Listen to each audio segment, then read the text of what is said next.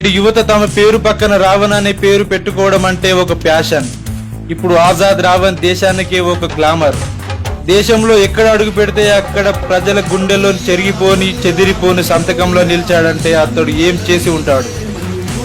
చంద్రశేఖర్ ఆజాద్ ఉరఫ్ రావణ్ ఉత్తరప్రదేశ్ రాష్ట్రంలో సహరాన్పూర్ జిల్లాలో గడ్కౌలి అనే గ్రామంలో గోవర్ధన్ దాస్ కమలాదేవి దంపతులకు రెండో సంతానంగా 1984లో జన్మించాడు. సహజంగానే ఉత్తర భారతంలో కుల వివక్షత తారాస్థాయిలో ఉంటుంది. అది ఎంతలా అంటే అగ్రవర్ణాలు పీడిత బహుజన మహిళలను బహిరంగంగానే అత్యాచారాలు చేసేవారు. చిన్ననాటి నుండే కుల వివక్షతను ఎదుర్కొన్నాడు రావణ్. తన తండ్రి ఆజాద్ను అంబేద్కర్ ప్రేరణతో పెంచాడు. అతడు కూడా లా పట్టభద్రుడు. తను నేర్చుకున్న ప్రతి అక్షరం ఈ సమాజానికి అంకితమని తలచాడు. కుల దురహంకార హత్యలను, దాడులను, మహిళలపై అత్యాచారాలు చూసి చెల్లించిపోయి ఉప్పొంగిపోయాడు రావణ్. అతడు స్వయంగా అడ్వకేటు కావడం వల్ల బాధితుల పక్షాన నిలుస్తూ కులతత్వ అరాచక శక్తులపై కేసులు పెట్టించేవాడు. అది చూసి ఓర్వలేని రాజ్పుట్ కమ్యూనిటీ అంతా ఒక్కటై ఆజాద్, అతని సహచరులు వినయ్ రతన్ సింగ్, కమల్ సింగ్ వాలియా, మజిద్ సింగ్ నోటియాలను కుట్రపూరితంగా హత్య చేయాలని చూశారు. కానీ వీరు ఆ కుట్రలను సమర్థవంతంగా తిప్పికొట్టారు. దీంతో పీడిత ప్రజలలో ఒక ధైర్యం రగిలింది. అది చూసి తట్టుకోలేని అరాచక శక్తులు మళ్లీ దాడికి పూనుకున్నారు. అస్రాన్పూర్లో హింస చెలరేగింది. అగ్రవర్ణాలు అమాయకుల ప్రాణాలను బలిగొన్నారు.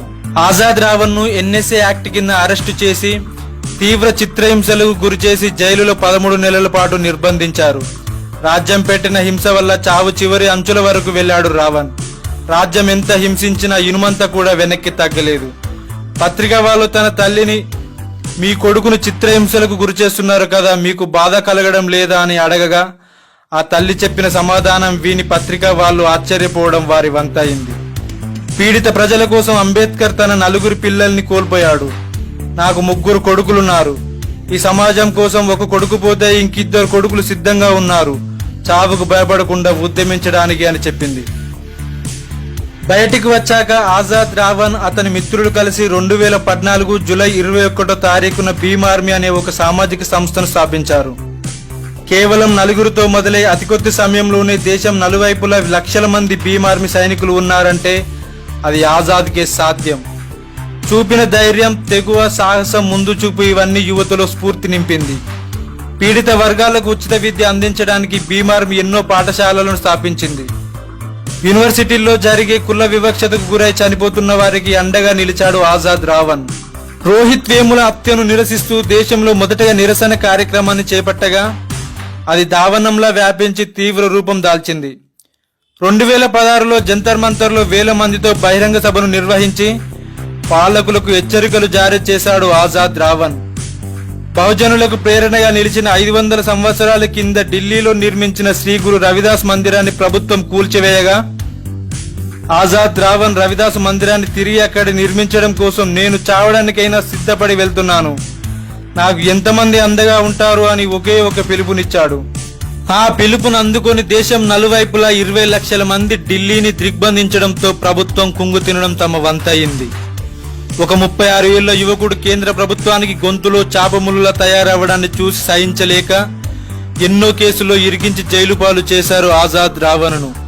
జైలు నుంచి విడుదలై బయటికి వచ్చాక సిఏఏ, ఎన్ఆర్సీకి వ్యతిరేకంగా ముస్లింలకు మద్దతుగా ఢిల్లీలోని జామా మసీదులోకి వెళ్లి రాజ్యాంగ పీఠికను చదివి వినిపించాడు. ఆజాద్ గొప్పతనం ఏంటంటే మసీదులో ఖురాన్ కాకుండా బిఆర్ అంబేద్కర్ రాసిన రాజ్యాంగ పీఠికను చదవడం. ఆజాద్ను జామా మసీదులోకి వెళ్లనీయకుండా వేల మంది పోలీసులను నిఘా పెట్టి ఉంచిన వాళ్ళ కళ్ళు గప్పి మస్కా ఇచ్చి ప్రవేశించాడు రావణ్. అప్పటి నుండి ముస్లిం సమాజం అతన్ని తన కన్నబిడ్డగా ప్రకటించుకుంది. దాన్ని ఓర్వలేని కేంద్ర సర్కార్ తిహార్ జైలులో వేసింది ఆజాద్ రావణ్ని. మసీదులోకి వెళ్లి రాజ్యాంగం చదవడం నేరమా అని ప్రశ్నించాడు ఆజాద్ రావణ్.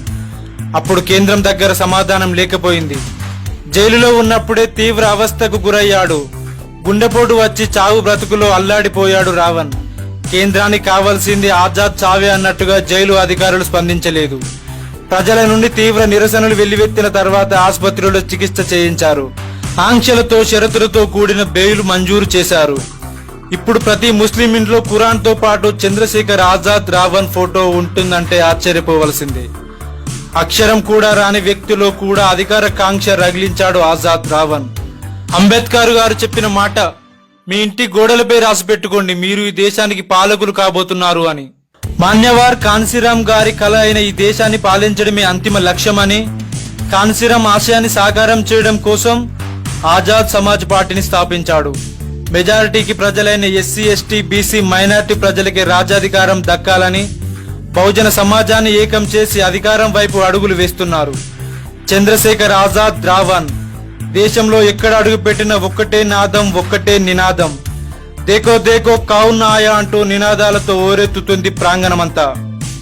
ఎర్రకోటపై బహుజనుల నీలి జెండా ఎగురవేయడమే ఆయన లక్ష్యమంటూ దోపిడుకుల వర్గాలకు ఎదురెళ్లే బహుజన సింహం అతడు.